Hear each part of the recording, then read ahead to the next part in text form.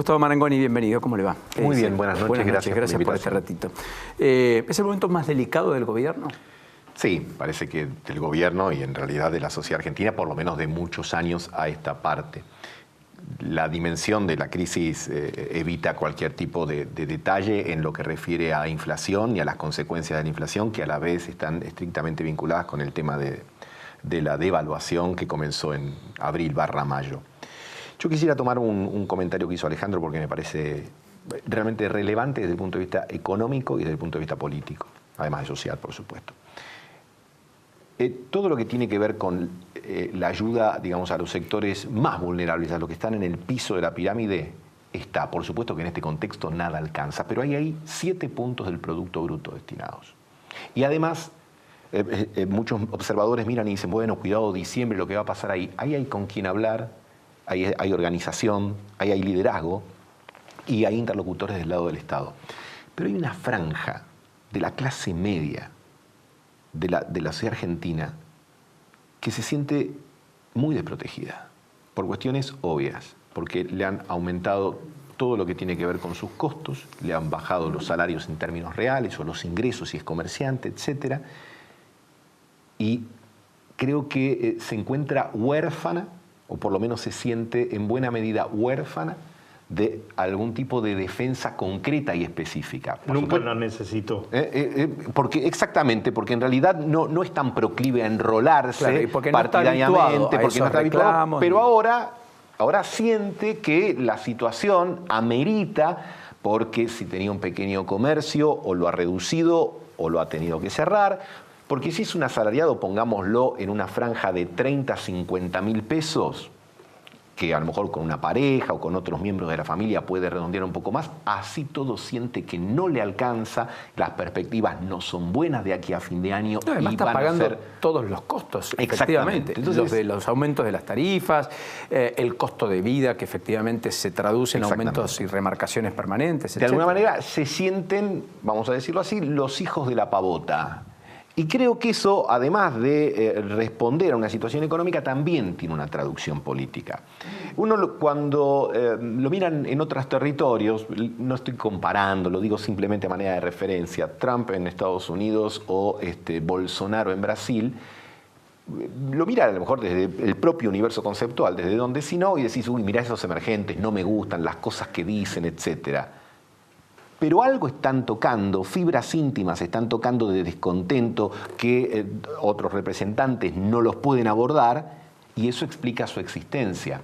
Entonces uno a lo mejor ve que hay enojos que en Argentina todavía no tienen tanto encuadramiento. O sea, no tienen una traducción política de un candidato determinado. O esos sectores se identifican con algunos colegas de ustedes que son muy vehementes en algunas aseveraciones o con economistas que son muy ortodoxos y dicen hay que disolver el Estado, etcétera, pero yo creo que no apuntan tanto a esa solución que proponen, sino al enojo que representan. Entonces yo me parece que hay que estar muy atento, porque eso, insisto, creo que además de de completarnos un mapeo del estado de vulnerabilidad económica en el que nos encontramos, también nos puede dar la pista de lo que pueda suceder electoralmente el año que viene con las decisiones que tome ese sector. Porque los otros ya más o menos están enrolados, representados o se sienten contenidos. Y esto me parece a mí que no. Y son los que todavía definen elecciones. Sí, por supuesto. Y es muy válido lo que marca Marangoni, porque lo que está demostrando es que todavía no apareció quien capitalice el descontento. En general, quien lo capitaliza, luego, porque la adopción no está focalizada en lo que propone, termina generando también muchas veces desilusión, porque lo que vota es en oposición a, pero no en favor de. ¿Me explico? No son los candidatos que enamoran, sino más bien que enamoran por el enojo y son esa corriente que después lleva a los disruptivos, como denominamos muchas veces en materia política. Hay bastante de eso, ¿no? Yo digo, generalmente cuando, como les debe pasar a ustedes, o a los economistas, a los politólogos, etcétera, entonces dices, che, vos que estás ahí, ¿qué va a pasar? Y en realidad, si uno es honesto, lo primero que tiene que decir es que uno no sabe lo que va a pasar. Sí, claro. En todo caso, a uno le gustaría que pasen determinadas cosas o que no sucediesen otras, pero el futuro por lo menos si hay relativo grado de honestidad, decir, mira, yo no sé. Lo que digo es, miremos algunas cosas, porque estas situaciones dan lugar a cuestiones que se pueden resolver virtuosamente. Eso sí, ahora digo, lo deseo profundamente. ¿Qué quiere decir virtuosamente? Dentro de las instituciones, sin ningún tipo de circunstancias que impliquen algún tipo de nivel de violencia física, etcétera. Pero también puede derivar para otra cosa. Por eso me parece muy importante que, además de que se le hable a los mercados, que además que se le hable a los referentes o a los liderazgos sociales, se le hable a esa franja importante de la sociedad que te está diciendo, che, yo recibo la factura de luz y además, ahora que estoy recibiendo el último aumento y está en 5.000, 6.000 pesos, 7.000 y de ahí para arriba, me dicen que viene otro 30%. ¿Y yo cómo hago? O recibo el seguro del auto, o recibo el colegio parroquial de los chicos, etcétera, etcétera, etcétera. Y para mí ni siquiera hay una explicación. Ni siquiera hay una cosa de decir, mirá, esto lo estamos haciendo porque tal cosa y tal otra. No, viene. La incertidumbre es total y vos decís, bueno, ¿dónde está? Porque transitar un desierto, vamos a recurrir a la vieja cuestión bíblica, tiene sentido si hay una tierra prometida. Si no hay tierra prometida y es desierto y es padecimiento y es sufrimiento, es lógico que lo que sobrevenga sea el enojo. A propósito de lo que marca Gustavo, vale la pena decir que en noviembre volverá a aumentar la tarifa de luz. Vamos a ver qué se resuelve en la audiencia pública del mes que viene. No está definido, pero podría esta semana conocerse, o la próxima más tardar, cuánto aumentaría la tarifa de gas y de qué manera, y si se logra aplicar o no lo que se dejó traslucir que podría tomar Iguacel como secretario de Energía respecto a lo que propuso el Defensor del Pueblo de la Nación en cuanto a la famosa idea de una tarifa plana todo el año para que no quede descalzado en pleno invierno pagar suculentas tarifas y en verano muy menores, en términos relativos naturalmente, estamos hablando de gas, pero en cualquiera de los casos va a haber un aumento. Y por cierto, después el resto de los servicios públicos. Hoy hubo una audiencia pública donde Obasa plantea los aumentos en los peajes camino a la costa atlántica y plantea entre un 20 y un 25%, sin ir más lejos. Bueno, Paulino, hoy si vas a alquilar, yo que estuve viendo este último tiempo, te cobran el 15% semestral. Estaban cobrando entre el 10 y el 12 y ahora te están poniendo ya el 15% semestral porque dicen que no saben qué va a pasar. Te están haciendo precio con una perspectiva del 40 de inflación, 42. Sí. O sea, pensarlo al revés. Sí, y ahí no puedes poner muchas regulaciones, porque si vos mañana decís, miren, a partir de mañana los alquileres bajan a la mitad, porque la gente tiene que tener donde vivir. ¿Qué hace el propietario? Sí, no alquilo. Entonces, cuidado con esas cosas y esas soluciones mágicas porque tampoco existen. No, hoy tener un departamento no es ganancia. Más bien, ¿cuánto te cuesta una expensa? Lo tenés cerrado. ¿Cuánto es? ¿6.000, 7.000, 5.000, 8.000, 10.000? Solamente depende. de servicio tenés 3.000 pesos en una casa en el conurbano. Bueno, que no tenés expensas. Que no tenés expensas. Capital tenés el famoso tema de las expensas. Cada vez subimos. Mariano Pinedo, gracias por este ratito. ¿Qué tal? ¿Cómo te va? ¿Cómo le va? ¿Cómo andás? ¿Bien? Lo de Aubasa se resuelve ¿cuándo? La audiencia pública fue hoy, pero se supone que va a tener correlato en los próximos días. Sí, va a tener que resolver en base a los elementos de la audiencia pública.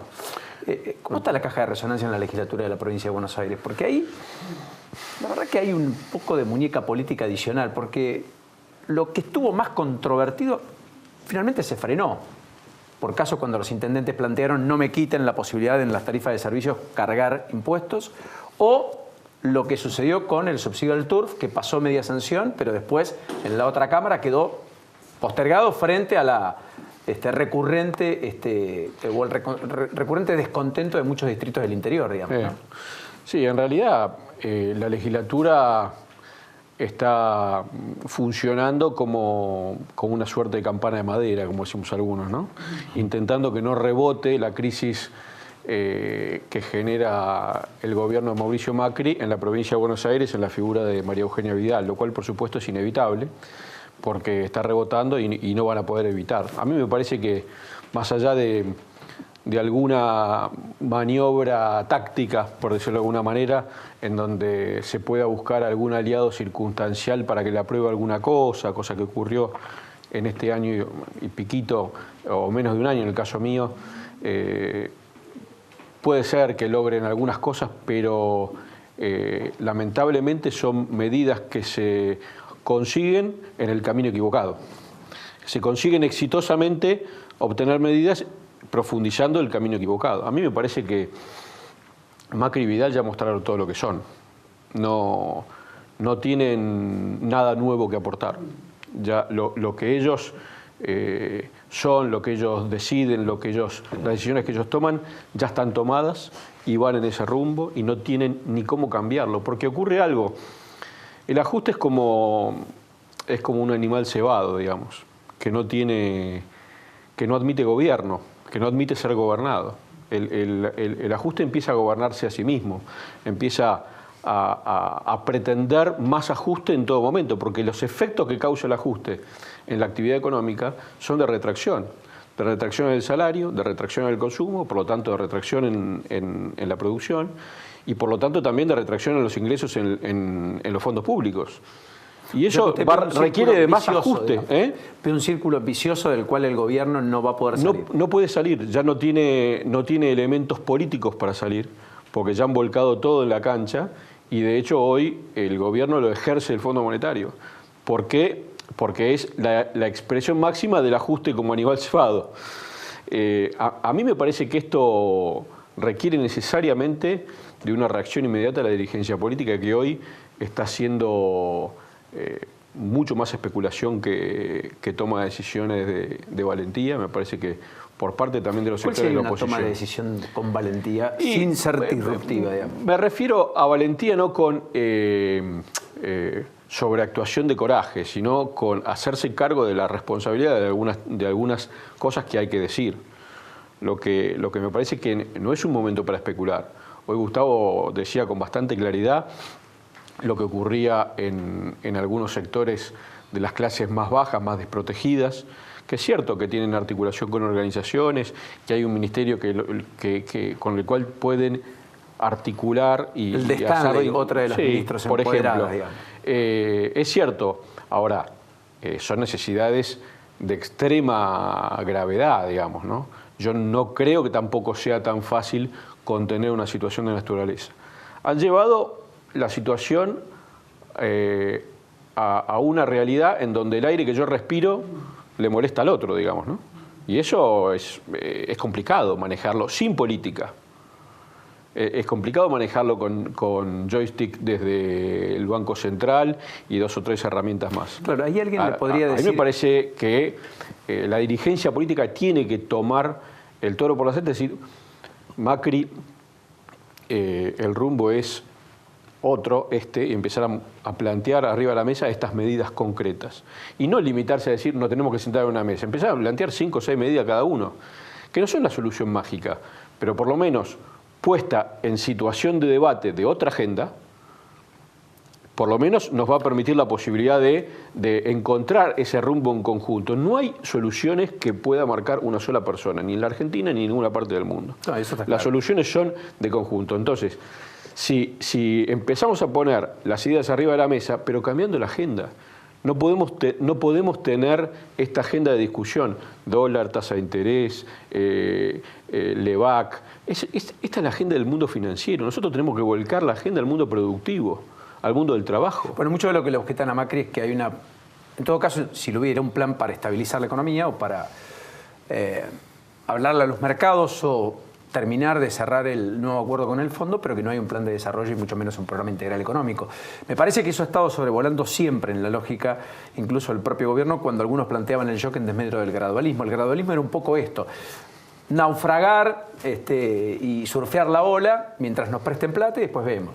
Lo que pasa es que el mercado, Paulino, también es la persona que compra en el supermercado. Sí, claro, digamos, absolutamente. Si esa persona que compra en el supermercado tiene que elegir entre pagar una tarifa desorbitante, que yo digo que ni siquiera garantiza el derecho a la vivienda. Yo no puedo concebir que una tarifa me consuma a mí más del 30% de mis ingresos familiares y decir que tengo garantizado el derecho a la vivienda. Es decir, estoy alterando la ecuación básica de una persona que tiene que planificar una vida en su vivienda con su laburo. Sí, también es cierto que somos derrochones. También es cierto que tampoco el esquema en el cual no vale la tarifa tampoco nos dejó sin energía, y hasta el propio gobierno de Cristina Fernández de Kirchner, reconocido por Marco Del Pont, tuvo que ir a un cepo cambiario que implica una caída devastadora de reservas. Suponete que sea así. Pero estamos porque debatiendo el gobierno justamente anterior y no este. había que comprar energía, que además se la comprábamos mucho más cara a Chávez, por otra parte. Suponete que sea así, pero estaríamos debatiendo el gobierno anterior, que ya fue juzgado en las urnas, y no este. ¿Pero es que este va a ser juzgado en las urnas? Está bien, obviamente que va a ser juzgado. Lo que yo digo es, este gobierno no está garantizando más energía y está impidiendo el servicio básico universal, que es algo que sin lo cual no puede planificarse una familia, que es el uso de la energía para calentarse, para tener gas y para comer. Esto es lo que tiene que garantizar el gobierno hoy, porque si no la economía se derrumba. Mariano, ahora sigo, pero quiero volver al diálogo con Gustavo, porque dos cosas me perturban. La primera es el peronismo que buscará ser alternativa de poder. ¿Lo concebís como un peronismo que pueda amalgamar las distintas, no me gusta decir facciones, los distintos pensamientos, incluido la expresidenta, Massa, los gobernadores? ¿Todo eso puede ser amalgamado o eso es unidad ciudadana y luego el peronismo como un tercer actor en el escenario político? Hoy cuesta verlo amalgamado para el año que viene. Cuesta. Pero yo quiero mostrarte lo de Córdoba, porque, sí, perdón, pero Marcos Juárez fue una elección muy pequeña, 23.000 habitantes, tiene tal vez el único eslabón es que ahí nació Cambiemos. Bueno, allí el intendente de La Rosa fue reelecto, y fue reelecto con el 52,4% de los votos, votó el 70% de la gente, es el corazón productivo. Ahí la situación evidentemente no es lo dramática que se vive en las grandes urbes, pero fíjense, la oposición que ha habido fragmentada entre el vecinalismo y Unión por Córdoba, el peronismo, de Schiaretti, se unificó. Y así toda la diferencia fue mayor ahora en la reelección de la Torre que antes, en el 2014, donde había ganado con el 36% de los votos. Pero el otro dato es que el kirchnerismo obtiene poco más del 3%. Y hubo más voto en blanco que votos a esas opciones como las de el kirchnerismo. 4%. Pero si el kirchnerismo hubiera estado englobado dentro de la opción del peronismo más los vecinales, tampoco alcanzaba. Es una muestra muy chiquitita. Insisto, estuvieron todos los precandidatos a gobernador en Córdoba, hasta el propio presidente Macri le mandó un mensaje de WhatsApp, cosa que voy a entender y poco, y no habló con él. Pero lo cierto es que la campaña también ahí se dejó de nacionalizar, el gobierno nacional evitó las presencias en el territorio, Schiaretti sí jugó fuerte. La gente votó probablemente por un fenómeno vecinal y por un candidato y un apellido que gobierna el distrito hace muchos años entre el padre y él, ¿verdad? Sí, habría que agregar algunos datos que siempre hace. Cada elección tiene siempre un color local porque la política es local primero. Y digo, el gobernador peronista participó de 3 actos en los últimos meses con el candidato que ganó. Le Cambiemos. Digo, no editorializo en esto. Digo, señalo un hecho que hace que estos casos, por supuesto que cuando se da un resultado electoral siempre hay quienes quieren leerlo bajo un prisma determinado, decir, bueno, que yo Cambiemos, lo entiendo, en esta situación difícil que está pasando, se abraza este resultado y dice, miren, la gente nos sigue acompañando. Imaginemos si hubiera sido al revés, le hubieran dicho, donde nació Cambiemos perdió, exactamente, absolutamente, porque el intendente que era el caballo del comisario, qué sé yo, ¿no? Absolutamente, lo que digo es muy temprano, tanto vinculándolo al caso de Córdoba como a la pregunta que habías hecho vos, para ver qué es lo que se puede hacer. A veces los acuerdos y los frentes se dan por decisiones de los dirigentes y a veces se dan por decisiones de los votantes. Hacia donde los votantes fluyan, finalmente se terminarán dando las cosas. ¿De qué va a depender eso? Bueno, de muchas cosas, pero también del decurso de una situación económica social que acá se describió muy bien y que la verdad que no suena alentadora. Yo diría, obviamente, que para el gobierno desde ya, porque hoy, o desde hace 30 y pico de meses, es el principal responsable. Pero en realidad cuando las cuestiones llegan a un nivel tan profundo, no es alentador para nadie, porque es muy difícil administrar el descontento, la bronca, que nunca sabes finalmente hacia dónde van a sabe derivar. Cuándo empieza, pero no dónde termina. Sí, seguro. Entonces me parece que empezar a buscar reinterpretar es importante. Y desde el punto de vista de la oposición en general y del peronismo en particular, también el trabajo por buscar mejores versiones de uno mismo, ¿no? Digamos. Sí.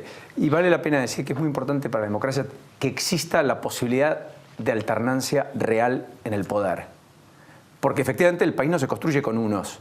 Y es más, lo peor del gobierno tal vez fluyó cuando el gobierno se creyó empoderado y ganador. Quizás la peor Cristina fue la de la segunda parte, no la primera, la del 54. Creo que los gobiernos se tienden a cerrar, la soberbia cunde, la apertura es esquiva. Y en una situación como la Argentina y de 30% de pobres estructural a esta altura, requiere muchos, ¿no? Paulino, no de muchos pocos. ejemplos en la historia reciente y no tan reciente de nuestro país, donde es más difícil administrar las victorias que las derrotas. Sí. Porque a veces, había una frase en la historia argentina, no viene a cuento, pero decir, la victoria da derechos o no da derechos. Bueno, a veces vos pensás que la victoria te da derechos que no te da. Totalmente o que te da una cantidad de poder, como la batería de un celular, que en realidad se agota muy rápido. ¿Viste? Yo digo, cuando la gente vota y te permite ganar, no te está extendiendo un cheque sin fecha y con la cantidad de fondos indefinida. En realidad, con la misma naturalidad que te votó, a lo mejor a las 3 semanas puede estar participando de una protesta en tu contra. Sí, absolutamente. Sea el oficialismo que sea. Sí, y eso sea el oficialismo que eso sea. no implica que no lo vuelva a votar, inclusive aunque se proteste en Absolutamente. contra A ver, en alguna manifestación. Digo, pasa parecido con el sexo. Los paradigmas del sexo cambiaron muchísimo en los 40 años. Antes, viste, las relaciones sexuales las tenías para casarte y para toda la vida. Hoy, obviamente, vos le vas a decir a cualquiera más o menos así, te mira y se mata de la risa. Con la política se da algo parecido. Esta idea de que vos para toda la vida tenés, o que un acuerdo de un voto es un acuerdo por los 2 o 4 años de un mandato. La gente te mira y te dice, no, esto es un casual. Incluso que la foto de tal o cual dirigente ya hoy represente un voto cautivo que define elecciones tampoco. Por eso, o por lo menos para sectores importantes de la sociedad que terminan determinando decir, me parece que el voto hay que interpretarlo como, por supuesto, es la herramienta de legitimación en una democracia y eso es indiscutible, pero sus efectos hoy pueden tener los de un encuentro más casual, más relajado, y decir, mira, como dicen los chicos, bueno, sí, los chicos tan chicos, me pintó esto en esta circunstancia, pero no quiere decir que yo te esté extendiendo, que vamos a formalizar una relación, digamos, correcto, porque tuvimos otra. Gustavo, no te quiero desaprovechar ahora de cheque de fondos. Quiero mostrar 3 o 4 placas porque se habló mucho del tema de depósitos bancarios. Sí. En principio, los números económicos del día, mucha cautela inversora y rebote del dólar. Me parece que son las dos cosas que definieron el mercado en el día de hoy. El Merval bajó poco más del 1%. Ahí están viendo, volvió a trepar el riesgo país, poco pero trepó algo. El dólar rebotó, 38,18. Curiosidad al margen, el paralelo efectivamente terminó en 37,70. Está por debajo el blue que el oficial. Eso se da porque hay poca demanda incluso en el no oficial.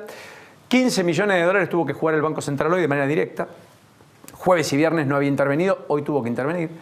El real se depreció también en Brasil, 1,3%, casi en línea con la depreciación aquí en la Argentina. Y el peso chileno cayó el 0,9%. Es decir que Argentina no estuvo exenta del contexto, pero hay algún factor doméstico que hoy jugó otra vez por la incertidumbre, si hay acuerdo o no hay acuerdo, cómo termina decantando ese acuerdo con los gobernadores, etc. Ahora, en la superficie estuvo el debate por redes sociales muy intenso en cuanto a si Argentina iba camino a una corrida cambiaria o no. Bancaria. Porque lo que tuvo es una corrida cambiaria, tiene. Bancaria por ahora no. Me parece que hay que ser prudente. Usted fue presidente del Banco Provincia. Entonces quiero mostrar esto. Esta es la evolución de los depósitos privados en dólares. Fíjense. Desde junio del 2003, veníamos del corralito, etcétera, casi cero. Ahora, la alerta amarilla está ahí. Sobre el final, una pequeña caída de 1.000 y pico de millones sobre un conjunto de depósitos que está por encima hoy de los 27.000 millones de dólares. ¿Está bien? Segunda placa. Fíjense que en la época del cepo, como no podían salir, obviamente tampoco entraban. Cantidad de días consecutivos que cayeron los depósitos. Fíjense que no estamos en el pico. Insisto, alerta amarilla. Próxima placa. Préstamos y depósitos en dólares, que esto es lo más relevante, ¿no? Depósitos, los que están en línea azul, los que decía, más de 27.000 millones. Préstamos, poco más de 15.000. Dólares no prestados, 10.000. Es decir, hay 25.000, 15.000 se prestaron al sectores exportadores y 10.000 millones están en los bancos.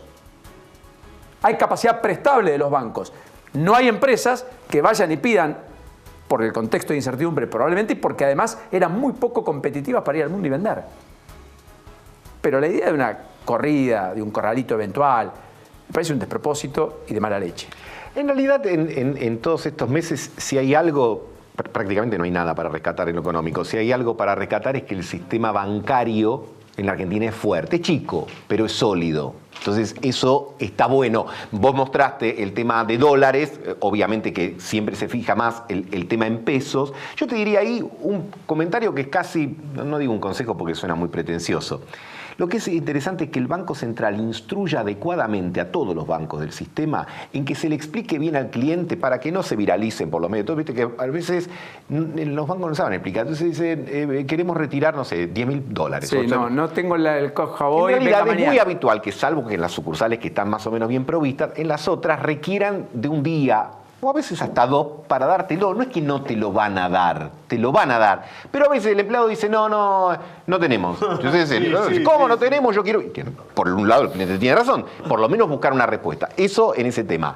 Respecto al tema, digamos, bancario, no parece afectarse por ahora.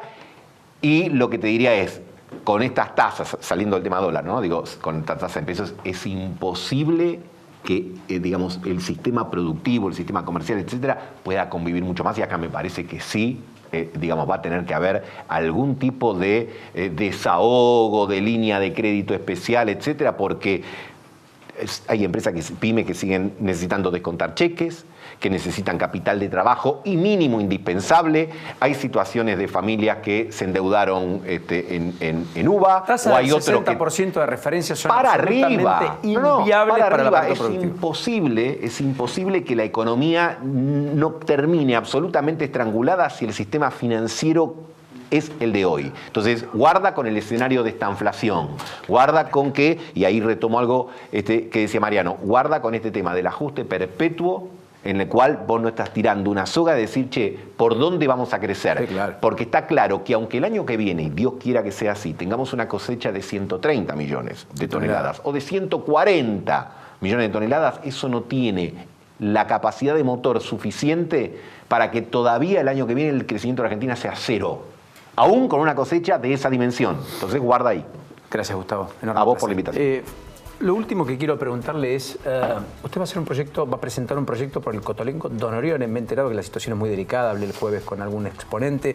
Ahí hay demoras, hoy hubo una protesta de sectores que están recibiendo en cuotas y con poca asiduidad los fondos que le corresponden del programa Incluir Salud, etcétera, pero los que trabajan con programas vinculados a discapacidad, etcétera, es una situación muy dramática.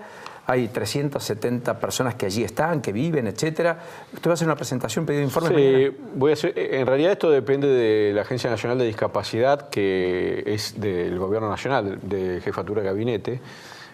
Yo como legislador provincial insto a la gobernadora a que tome cartas en el asunto porque es en territorio de la provincia de Buenos Aires. Obviamente que la situación particular de Don Orione es grave por falta de insumo, por falta de dinero, por falta de material ortopédico, una serie de cuestiones de gravedad. Está y aparte con el sector, si se quiere, más vulnerable, que es la discapacidad. Pero esto se replica en todo el dispositivo de contención social de la provincia de Buenos Aires y esto es lo que se pone en riesgo y por esto digo yo que amerita urgente poner arriba de la mesa la toma de algunas decisiones que tengan que ver con la capacidad adquisitiva, con el salario, con las asociaciones universales en serio, no con este bono de 1.200 pesos que se paga desde el miércoles. Que creo que son 7 pesos por día de acá a fin de año. Va a haber otro en diciembre. Es necesario poner en agenda de discusión cómo salimos con el sistema productivo. En esto es elemental, Paulino, plantear el replanteo del esquema tarifario. Ni el aparato productivo ni los hogares en la Argentina pueden seguir adelante con un sistema tarifario de esta naturaleza. Sobre todo porque tampoco logramos grandes logros de lo que se quería con este tarifazo. Acá el petróleo, la producción de petróleo sigue bajando o bajó. Lo que ha producido esto es un enriquecimiento de 4 personas. Y esto en desmedro del salario de los trabajadores, de los jubilados, de la Asociación Universal. Digo, como sé que no es fácil y hay que ser responsable, me parece que la clase política lo que hoy tiene que hacer es poner arriba de la mesa otra agenda y discutir esa agenda. Gracias a vos. Hasta la próxima. Muy generoso.